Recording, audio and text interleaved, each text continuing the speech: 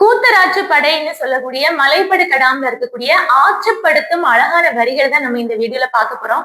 அதாவது ஒரு பெற்றோர் தன்னுடைய பிள்ளைகள் மலைக்கு போறாங்க, ஃப்ரெண்ட்ஸ் கூட சேர்ந்து போறாங்க அப்படின்னா, அப்போ அவங்க பெற்றோர்கள் என்ன சொல்லிவிடுவாங்க, நீ தனியா எங்கேயும் போகாத, சேர்ந்து போனோம், இந்த வழியா போனோம், அங்க நம்ம சித்தி வீடு இருக்கு, மாமி வீடு இருக்கு, அங்க போய் நீ இதெல்லாம் சாப்பிடலாம், இப்படி இப்படி இருக்கலாம், அந்த மாதிரி ஒரு அன்போட பாசத்தோட வழி அனுப்பி விடுவாங்கல்ல, அந்த மாதிரி சொல்லக்கூடிய அழகான வரிகள் தான் இது.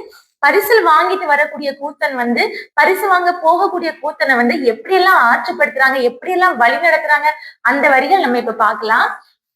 அன்றவன் அசையி அல் சேர்ந்து அல்கி கஞ்சரி ஒள்ளினர் கடும்பொடு மலைந்து சேர்ந்த செயலை செப்பம் போகி அலங்கு களை நரலும் ஆரிப்படுகர் சிலம்பு அடைந்திருந்த பாக்கம் எய்தி நோனா செருவின் வலம்படு நோன்தாள் மான விரல்வீழ் வைரியம் என்னே நும்மில் போல நில்லாது புக்கு கிழவிற் போல கேளாது கெளியே சேப்புலம்பு அகல இனிய கூறி பருகுறை பொழிந்த நெய்க்கண் வேவையோடு குருக்கண் இரடி பொம்மல் பெருகுவீர். அன்று அவன் அசையி, அதாவது பகல்ல நீங்க போகும்போது அப்படி அசையினா நீங்க என்ன பண்ணுங்க, ரெஸ்ட் எடுங்க, ஒரு இடத்துல தங்கி இளைப்பாரி, இளைப்பாரி போங்க பகல்ல.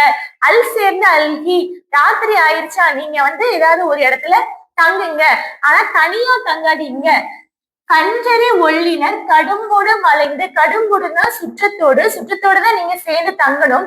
ஆனா தங்கும் போது தீ போல எரியக்கூடிய பூக்களை நீங்க அணிந்து கொள்ளுங்க. ஏன்னா தீ அப்படின்னா விலங்குகள் பயப்படும்ல, அதான் நெருப்பு போல கஞ்செறி ஒள்ளினர், நெருப்பு போல எரியக்கூடிய சிவந்த பூக்களை நீங்க சூடிக்கொண்டு சுற்றத்தோடு சேர்ந்து கடும்போடு சேர்ந்து நீங்க தூங்குங்க.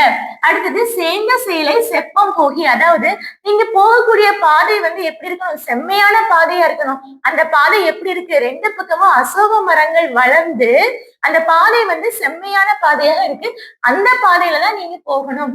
அலங்கு களை அசைகின்ற மூங்கில் நரலும் ஒலி எழுப்பக்கூடிய ஆரி படுகர் அருமையான பள்ளம் இருக்கும்.